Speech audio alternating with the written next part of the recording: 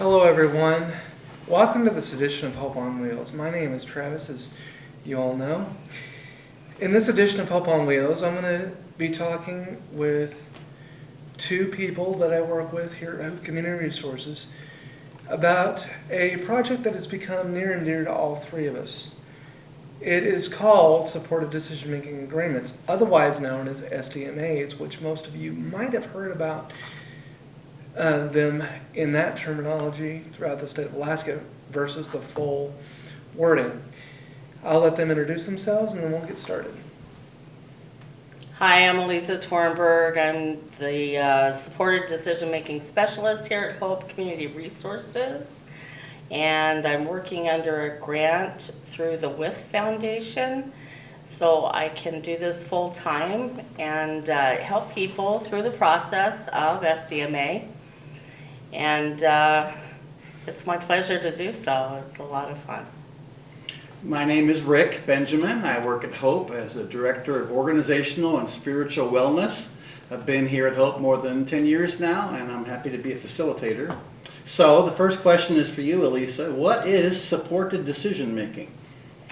Well, supported decision making is a process. It's a law. It was a law that was signed by our previous governor, Walker, in September of 2018. And to make it official, and so it's a process, least restrictive process for people to have some support. And when they are adults, maybe when they turn 18 and just newly out there trying to make decisions for themselves, they form a team of people who they trust and to help them make decisions. So it's a bit of a support team is what we call it. Okay, so it's a group of people that you trust. Right. You're the decision maker. Right. And then we call them supporters. Is that right? Yes. Okay. So Travis, here's a question for you then. If you already have a group of people that you trust, why do you need to have an agreement? Tell us about that in your experience. Okay, I'm going to back this up a little bit too. One of the reasons that having an agreement can be beneficial is for someone like myself who is fully cognitive, which is a common question that I get. The reason that I have it is so that if something happens to me where my cognitive function drops, friends and family that I've chosen can have access to my medical information to help me make a decision. Something that I wanted to mention, though, to just clarify, Elisa mentioned a team. A team is a good thing for people to have of supporters, but I have met one or two people that have done these agreements, but they've done them only with one person. They don't want more than one person involved in any decision that's made. So while Elisa is correct, most people have a team that do this. You don't have to have a team in order to do it. You can have just one or two people. Okay, that helps. Thanks. All right, Elisa, once you have this agreement, can you change it? Is it kind of permanent for the rest of your life, or can you change it in any way?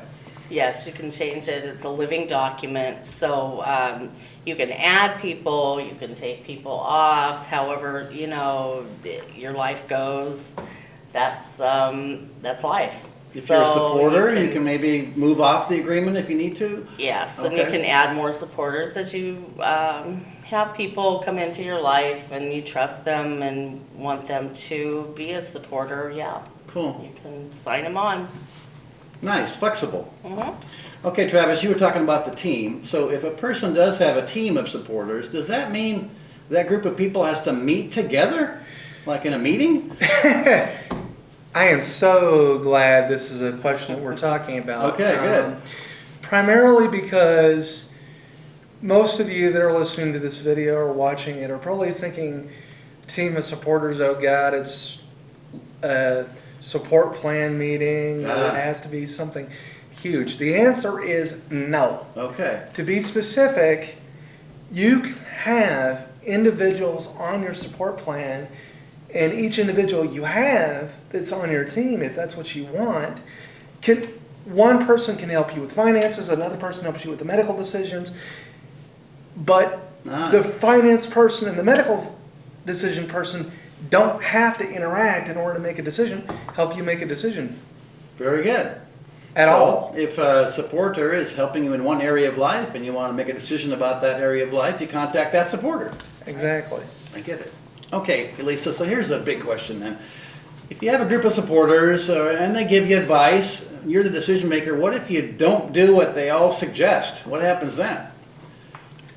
You just make your own decisions, Oh. so you don't have to agree with any of them, but you've considered what they've had to say. All right. And weighed the odds, the pros and cons, and figured out what you wanted to do with your own life and made the decision, so. So it sounds like the supporters need to be okay with that, if that should ever happen. Yes. I'll give my advice, but I'm okay with this person making their own decision. We agree to disagree, yes. That's very good. Okay, so is this a legal document, this agreement we're talking about? What's the answer to that question? It is a legal document. We don't like to put the word legal out there because people start thinking, oh no, if I do something wrong, I could get sued. Oh, No, that's not good. how it is. We like to call it a formal contract or an official commitment. Right. Like you said, why do people need to sign on if they're already doing that? Mhm. Well, it makes it official. It makes it official to third parties so Yeah, that very good. it gives them access to records and things that might help them to put the information together for the decision maker It's really good. in a way that they can understand, so. And like you said before, it's a law in Alaska, Right. just in the last 15 months or so that makes it legal. Right. All right.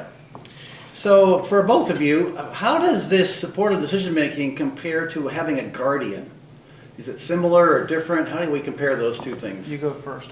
Okay. Well, we like to say it's the least restrictive. Okay. So, least restrictive, sorry, would be if you had nobody else involved in just major decisions. Yeah.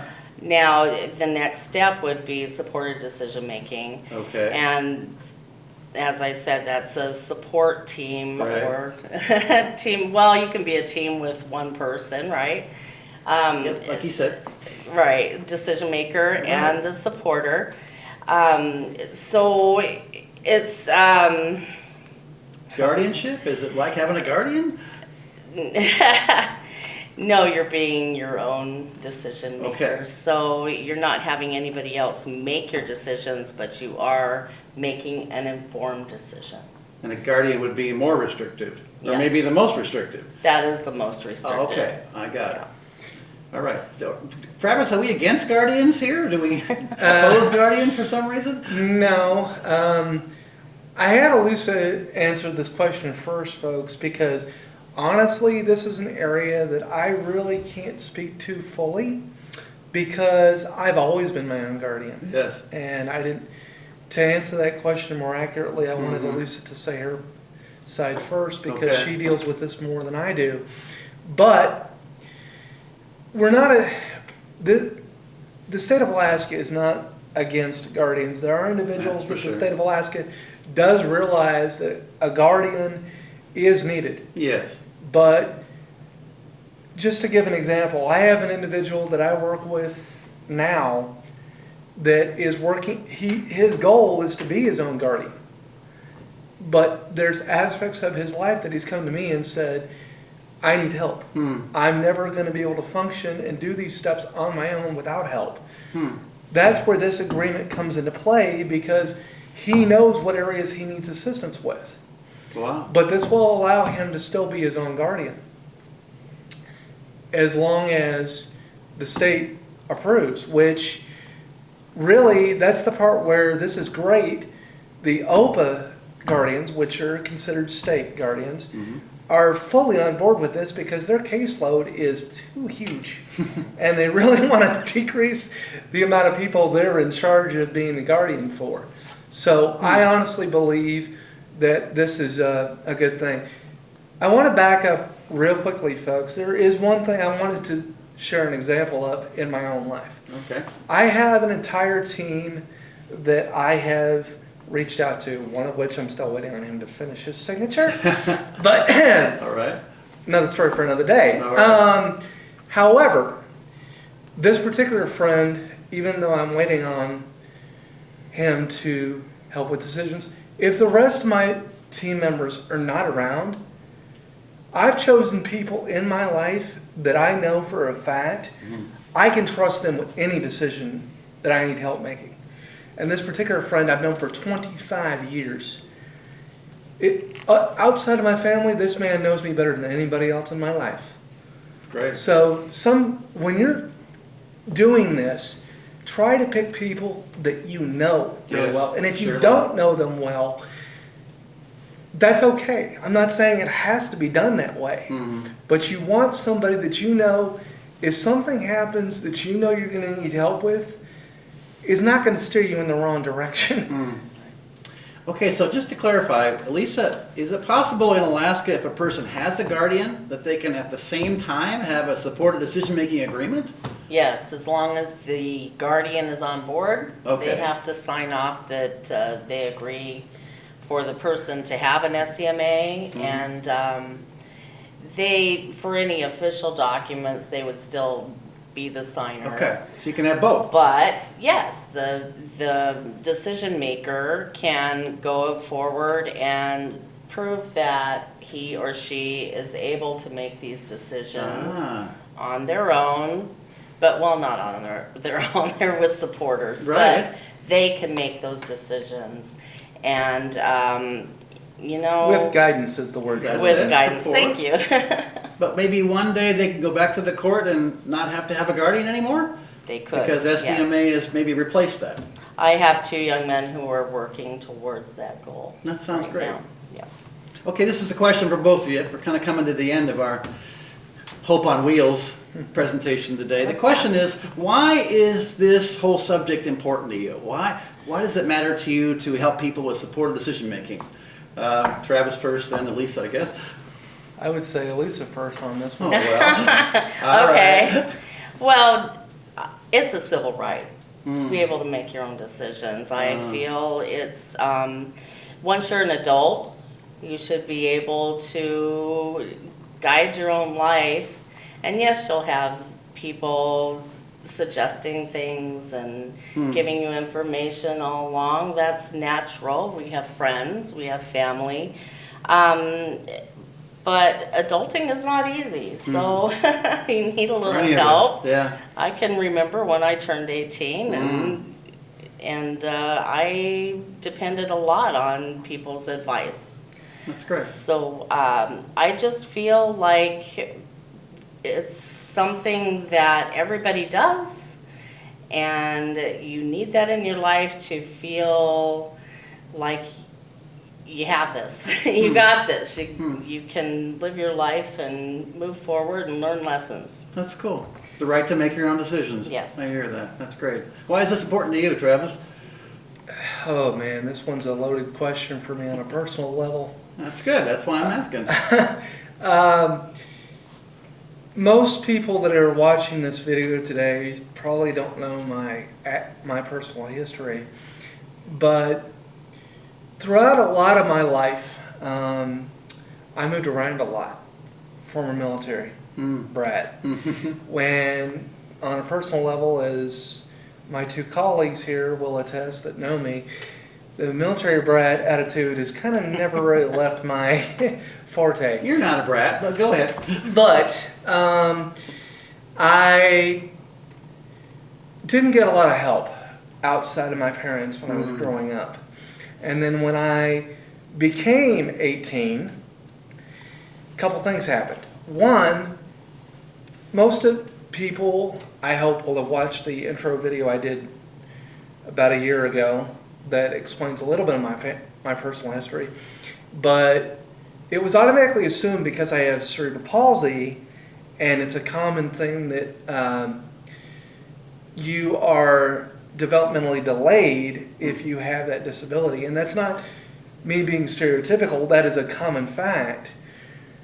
They automatically assumed he has CP, so he's not going to be able to make decisions for himself. My mother was immediately asked who was going to be his guardian when I turned 18. Wow. By the individual that came to do the interview to set everything up so I could move out to be supported. And my mom immediately, with me sitting right next to her, said him. And the lady looked right at me and said, "What?" And then she immediately went from what to then looking to my mom and going, "Are you really sure?" That's exactly what she said. Wow. Mom and I have not forgotten it to this day. It shocked the both of us that just because of my diagnosis and what they read in the file, that's what they went to. For me, an SDMA allows me to show people with a developmental challenge, and I say challenge because disability to me, I'm not disabled. How am I disabled, or how is anybody disabled when most people that receive services don't know any different? They've always had it. So how is that a disability when you're born that way? In my mind. And I know that sounds weird, but I wanted to clarify that. But that is why an SDMA is so powerful when it comes to the disability world, is it gives everybody the flexibility to try to be independent to some extent on their own. Wow. If they want to be that way. That's really good. There's a couple things that I want to make sure we clarify here. In order to have an SDMA, one, you have to be 18 or older for that. We have said that, yes. You actually have, that has to be done. Two, and this is the more important thing for the folks that don't have a challenge that I want to clarify. An SDMA is not just for developmental disabilities. Anybody can request an SDMA. Yes. I have a friend right now that is actually debating on that who is not challenged at all. Got it. And so those kinds of things are something to consider, folks. If you have an issue with making money decisions, if you have an issue with making job search decisions, I mean anything, folks, you can designate what you want help with. There is no set category here. That's right. You So decide. make sure you know that. Thank you, Travis. That's great. Right. Thanks to your mom for being your advocate back in that important day. That was a great story. Pioneer. Okay, yeah, really. Now let's just talk about how it works a little bit. Lisa, you're the only full-time SDM specialist that we know of in Alaska. So how does it work? If somebody contacts you, what do you do, and how does an agreement come about? So we set up an interview, discuss their lives, what's working now, what they would like in the future, who are the trusted people in their life, and they give me the contact information. I write up a document about all these things and send it into the Disability Law Center. Oh, yeah. And, well, first I have to interview the possible supporters, Sure. make sure they're on board, make sure they understand that they're there to support, give information, help with communications if needed, and help the decision maker understand what those choices are. And they don't make the decisions. So just make sure that's clear and make sure they're on board. And when they are, I get all their information, put that on the document, send it all into Disability Law Center, who writes up the actual agreement. Wow. The lawyers write the legal stuff. They do. That sounds smart. Yes. Okay. But I like to say, and I'm the easy button. I just help them through the process. And they could do it on their own if they wanted to. And the way it's written, it is for anybody to have a supported decision-making agreement. but I'm the easy button, so just remember. We brought one. That was easy. Okay. Here's a brochure that we produced here at Hope. You can access this anytime. It's got brief information about all this and contact information for Elisa. Her phone number here in Anchorage is 907-433-4709, right? And here's something from the Alaska Governor's Council on Disabilities and Special Education, a agency guide for crafting supportive decision-making agreements. It's very complete. And speaking of the Governor's Council, they have a wonderful website with a whole section about SDMAs and a very good resource for anybody that wants to know more about the subject. Great videos. Yes, videos. You can see actually dramatized enactments of this whole process of people meeting and forming their own agreement. Elisa, there is one question that I would like to just bring up. Just because I know someone's going to ask this question if we don't. And that is, what if you develop a support team and eventually that person realizes, or somebody else on the support team realizes, that something is going wrong with one of the supporters? Like they're being led in the wrong direction and it's becoming dangerous? Are there any steps or anything that can be done to alleviate that? Well, as far as the team recognizing that, is that what you're saying? Yeah, if somebody, if you have a big team, like just using me as an example, and I get told something and then somebody else on the team who I know and trust looks into it and realizes, wait a second, the person that supported Travis in this area is telling him the wrong information and this could be dangerous. Is there any, I know it's a rarity, I'm just playing worst case scenario here. What are the options? It still for the comes person? back to you as the decision maker Right. to control all that. You're the captain of your own ship, and you're going to say who can participate. So if you're not trusting that person, you need to ask them to step down, and you take them off the agreement. Well, if there's a situation of physical danger, like financial exploitation, I suppose you could reach out to law enforcement, you could reach out to You Adult could. Protective Services. I mean, there are measures that you can intervene in a friend's life, whether you have an agreement or not. So the point, Yeah. I guess, is the agreement itself doesn't give you sort of authority to intervene. You'd have to do that through the official ways. That's what I was trying to get at Okay, without. all right.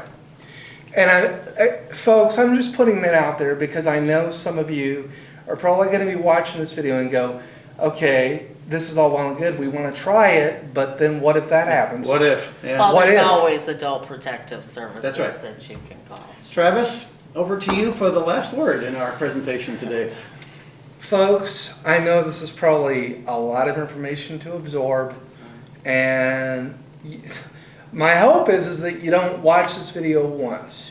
You watch it Good multiple idea. times and get pieces out of it each time, because there is a lot of information we've covered in a very short amount of time.